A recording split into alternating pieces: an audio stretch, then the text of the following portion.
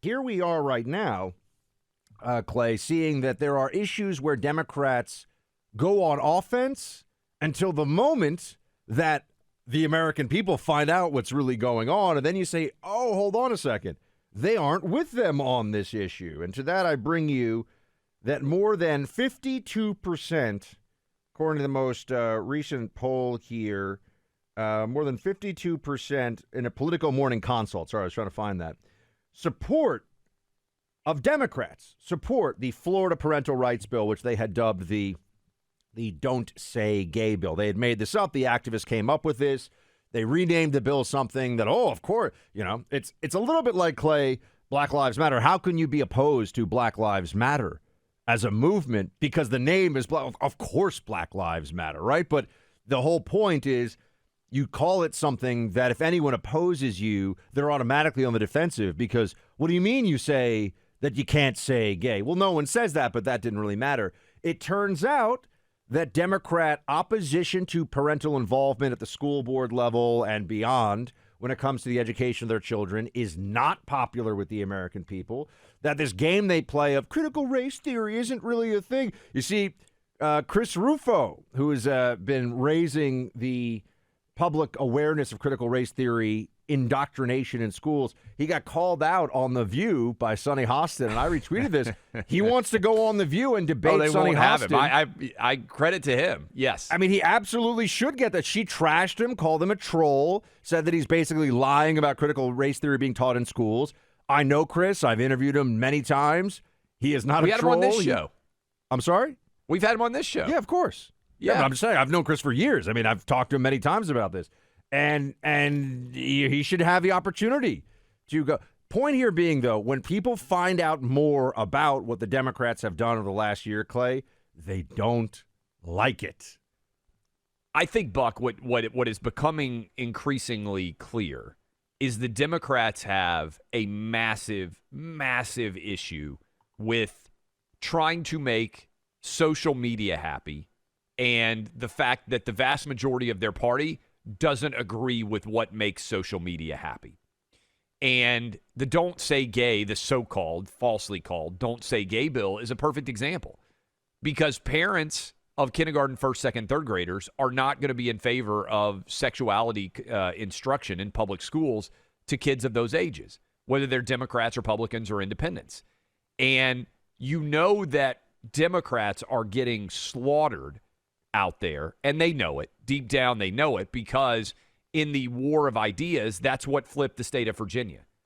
That's to a large extent what almost flipped the state of New Jersey. And we're talking about two states that Joe Biden won comfortably, and they're swinging 10, 12, 14 points back in the other direction.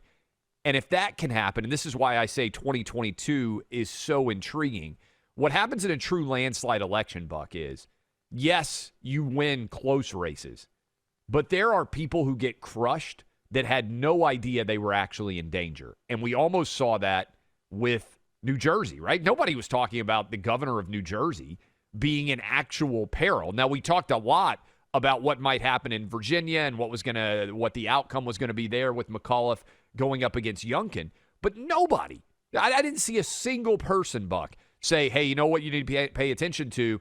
The Democratic governor of New Jersey, he's going to be on the tenterhooks here, the tiny margin of whether he's going to win or lose. And that's what they're afraid of because their ideas don't poll well and their ideas don't reflect well. Even white liberals like them because they're overwhelmingly involved on Twitter. But Hispanic, Asian, black voters, they don't think that their kids, kindergarten, first, second, and third grade in public schools, should be being taught about sex. So they are starting to wake up to exactly what you're saying because the only thing that makes the Democrats change course is, oh, my gosh, wait, we're actually going to lose power. Whatever they have to do to get there is fine. They don't care. But if it means that they're going to not be able to make you do what they want to make you do because they don't actually have the votes and they don't have the system at their disposal, the apparatus is no longer fully under their control, they change things.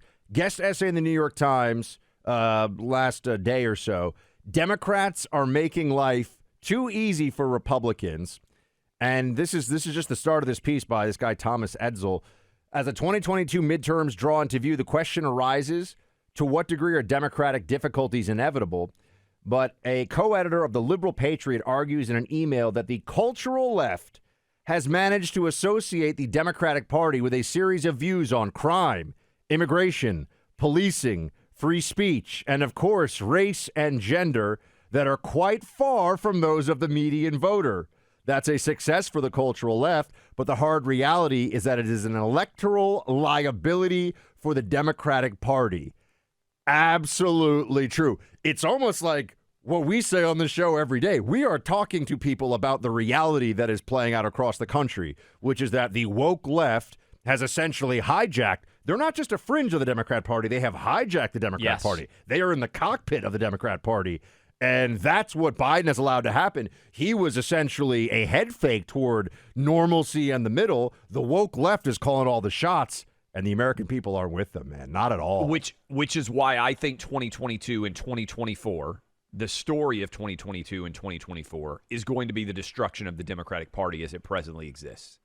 I really believe this, Buck. I believe that we're going to see such an onslaught in 22 and such an onslaught in 24 that the Democratic Party is going to have to go back to reconstruct itself, and they're going to have to bury wokeism.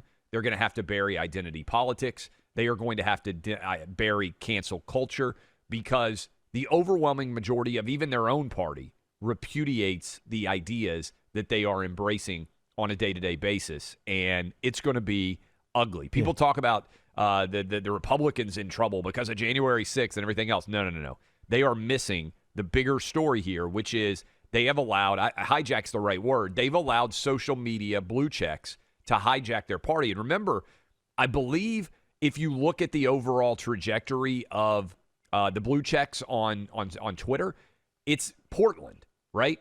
It's basically a Portland congressional district is what the overall method and madness of Twitter would be on a day-to-day basis. It's the Democrats plus 23 or 24 points, not a remotely competitive marketplace. And they've convinced themselves that it's the real world when it's not. And it's a big part of why they're going to get their ass kicked in 22.